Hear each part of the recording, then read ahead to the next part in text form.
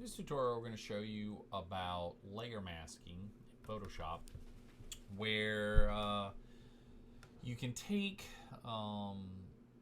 pixels and you can mask them off, kind of like when you're painting, so that you don't have to erase the pixels, because when you erase the pixels are gone forever. But if you mask them, they're still there, and you can still manipulate your designs further and gives you a greater degree of control. So for example, if I wanted to put images in these layers for Alaska, or rather in these letters for Alaska, I could use a layer mask for it.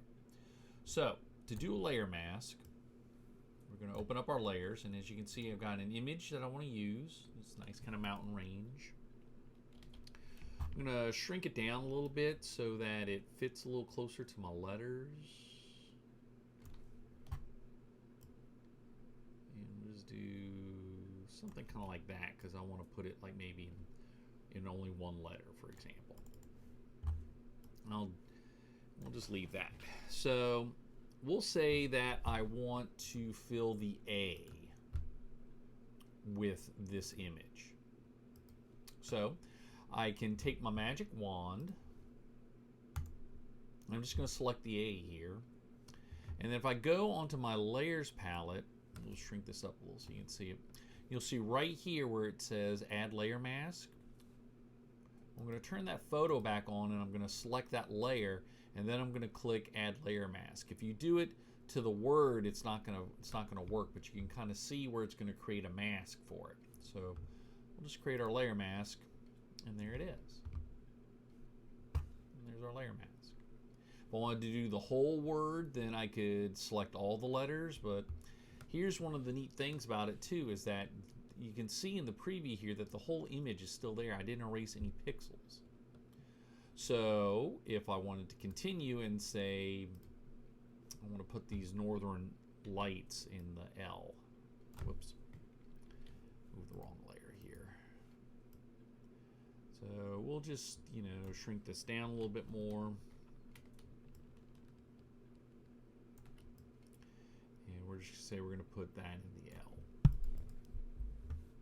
So, same process. Let's turn that layer off for a second. I'm going to take my magic wand.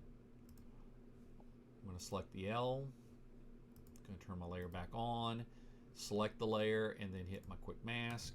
And then there it's there in the L. Now, a couple of things that we want to show you. You can, if you don't like for example, in this one, in the L, it's kind of cutting off my northern lights a little bit. You can move that. If you just click, as you can see here, if I click on the layer, this little bracket appears around the photo. That means I'm moving the photo, but it's moving my letter, my whole letter. I just want to move the photo. So what I do to move the photo is, you see this little chain link in between them? If I click that and turn that off, now they're no longer linked. And with me just selecting, because if I click on here, my bracket goes around my mask, it means I can move my mask around.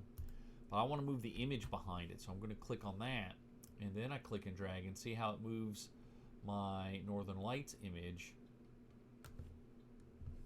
And then I click that chain link back on, and that allows me to move the whole thing. So same thing with my mountain range here. I'm going to uncheck that link, click on my photo, and then click and drag to get my mountain range that I want.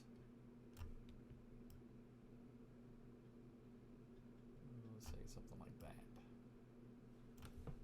And then when I'm done, click on that link again, and then now I can move the whole thing.